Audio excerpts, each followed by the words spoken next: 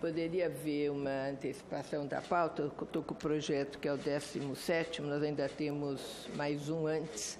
Se daria para ser o 17º? Sim, eu estava... A gente está priorizando aqui os relatores que estão por aqui. Isso daí é porque a própria senadora disse que podia relatar a DOC, o senador Paim relatou a DOC. Então, vamos para o item 17. Sugestão de número 49 de 2017, não terminativo. Revogação da Lei 8.313 de 1991, Lei Rouanet, com redação de impostos na mesma proporção. Autoria, Programa E Cidadania, relatoria, senadora Marta Suplicy, a quem passo a palavra para a leitura do relatório. Obrigada, presidente. Vem a Comissão de Direitos Humanos e Legislação a sugestão número 49 do Programa E Cidadania, que propõe seja revogada a Lei 8.313 de 91, Lei Rouanet, com redução de impostos na mesma proporção. A referida sugestão é decorrente da Lei Legislativa número 89.939, que alcançou, no período de 12 de nove de 17 a 14 de nove de 17, apoiamento superior a 20 mil manifestações individuais. Segundo o autor da sugestão, por meio da Lei Rouanet, 11 bilhões entre 2005 e 2015 foram destinados para projetos escolhidos pelo governo quando deveriam estar no bolso dos trabalhadores. A lei e seus mecanismos, PRONAC, FNC, FICART, incentivos fiscais, devem ser revogados e os impostos reduzidos na mesma proporção. Análise. Por força do parágrafo único do artigo 6º da Resolução do Senado Federal 19 de 2015, em conjunto com o inciso 1º do artigo 102, dígito 2 do Regimento Interno do Senado, compete à CDH analisar as ideias legislativas recebidas por meio do portal e-Cidadania, que obtiverem apoio de 20 mil cidadãos em 4 meses. É o caso da presente sugestão que vamos analisar. No Brasil, a criação de leis de incentivo à cultura remonta à década de 80, com a edição da Lei 7.505, de julho de 86, que ficou conhecida como Lei Sarney, instituída logo após a separação dos Ministérios da Cultura e do da Educação. A partir dessa lei, as empresas passaram a poder financiar, por meio de renúncia fiscal, ações realizadas por produtores artísticos que deveriam ter registro no Cadastro Nacional de Pessoas Jurídicas de Natureza Cultural, o CNPC, que é gerido pelo Ministério da Cultura, o MINC, e a Secretaria da Receita Federal da Fazenda.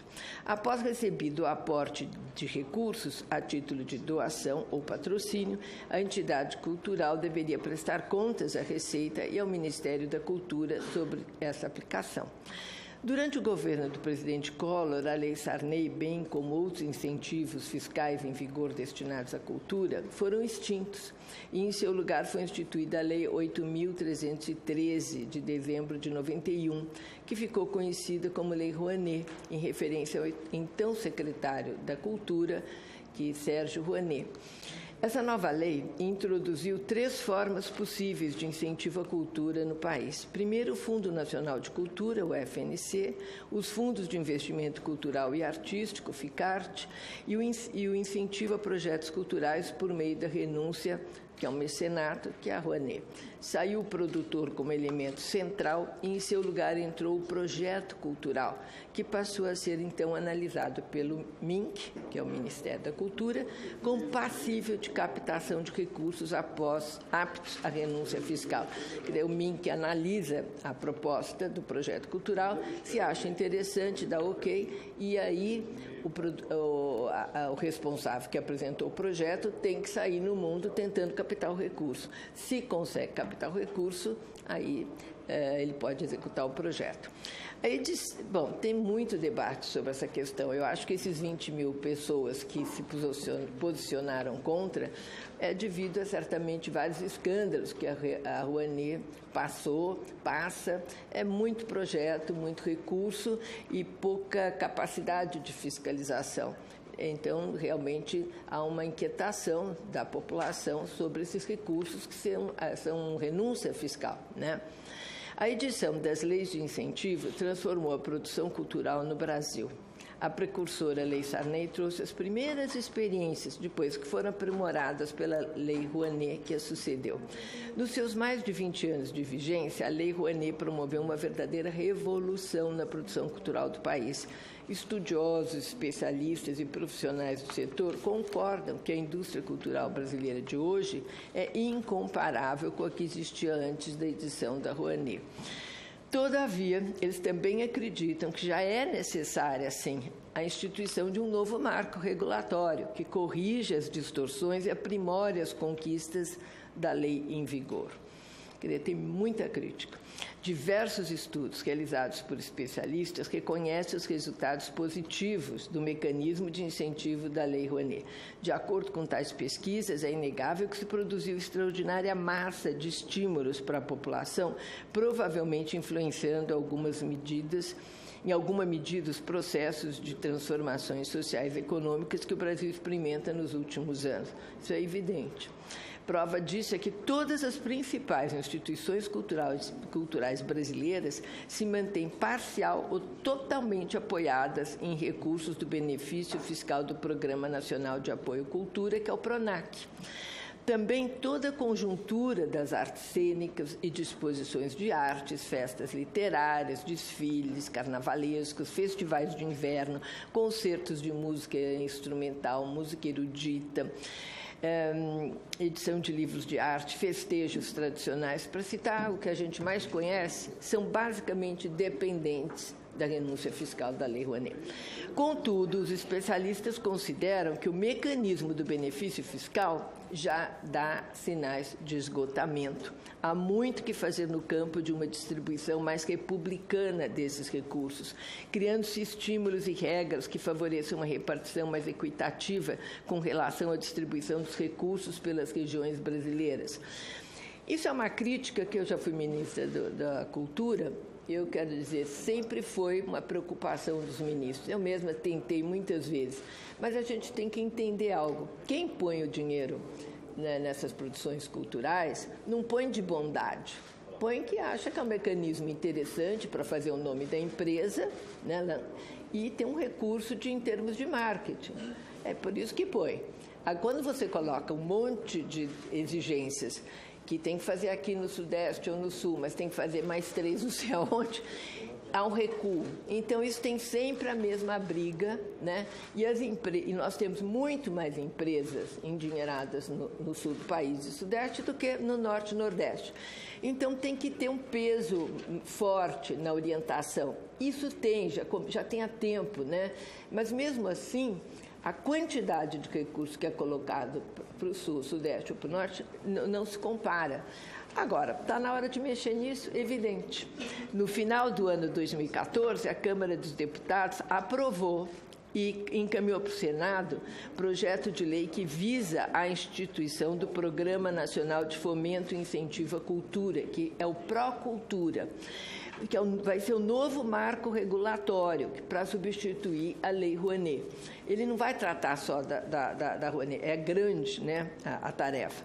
Identificada nessa casa como projeto de lei da Câmara 93, o que chegou aqui, né, a proposição foi distribuída, isso em 2014, para apreciação das comissões de Constituição e Justiça, de Assuntos Econômicos, de Educação, Cultura e Esporte, e atualmente está sob análise na CCJ, na Comissão de Justiça.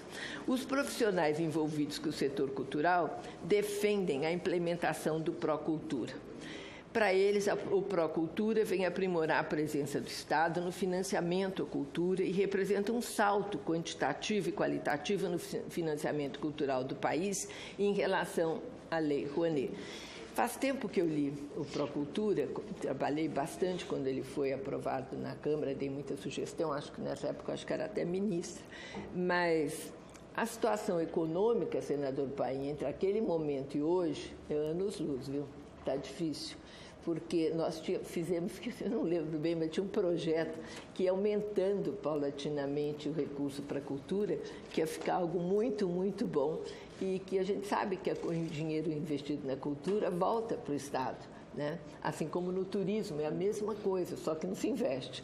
Mas eu acho que o projeto está com o relator desde aquele momento, que é o senador Roberto Rocha, e que até agora não se manifestou.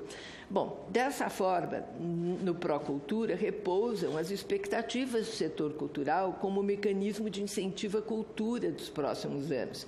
E por essa razão, ao invés de revogar, simplesmente acabar com a Lei de Incentivo à Cultura, que é a Rouanet, conforme proposto pela sugestão em epígrafe, né, cabe aos senadores e senadoras apreciar a proposta aprovada pela Câmara, no sentido de identificar os aspectos que ainda necessitam ser aprimorados. Enfim, dar a contribuição final para a construção do novo marco legal, em que não apenas substitui, mas modernize e aprimore os aspectos da lei em vigor que, nos últimos anos, mesmo com distorções e problemas, foi a grande ferramenta dinamizadora da produção cultural do país. Por esses motivos, o meu voto é pela rejeição dessa sugestão 49, porque acredito que ela tem que ser apreciada de outra forma mais ampla, com esse projeto que veio da Câmara dos Deputados e já está aqui sob relatoria do senador Roberto Rocha. Obrigada, senadora Marta. Em discussão, o relatório.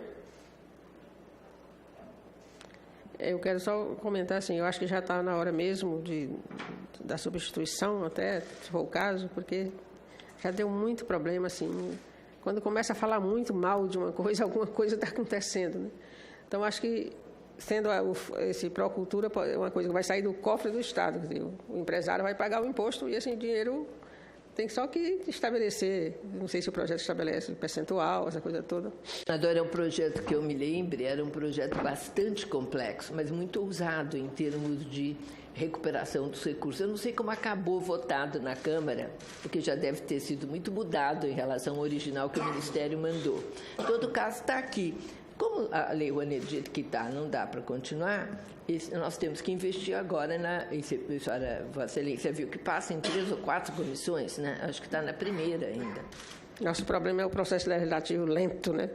2014 foi distribuído, parece que você falou, ou chegou aqui em 2014, mas é lento demais o processo legislativo, deixa a gente assim sem esperança. Sabe o que eu acho, senadora? É que essa questão do Procultura, ela é muito ampla. Qualquer pessoa que pega a relatoria, eu achei muito complicado ter essa relatoria, tem que se dedicar um tempo, eu diria 1 ano, viajando o país. 1 ano discutindo com o pessoal da cultura, tantos que dão recursos, grandes empreendimentos, instituições culturais que dão recurso, mas as pessoas que usam o recurso. E como fazer isso chegar no pequeno também, porque a gente financia, eu acho ótimo, grandes musicais, grandes atores consagrados, sempre fui a favor que tem que financiar também.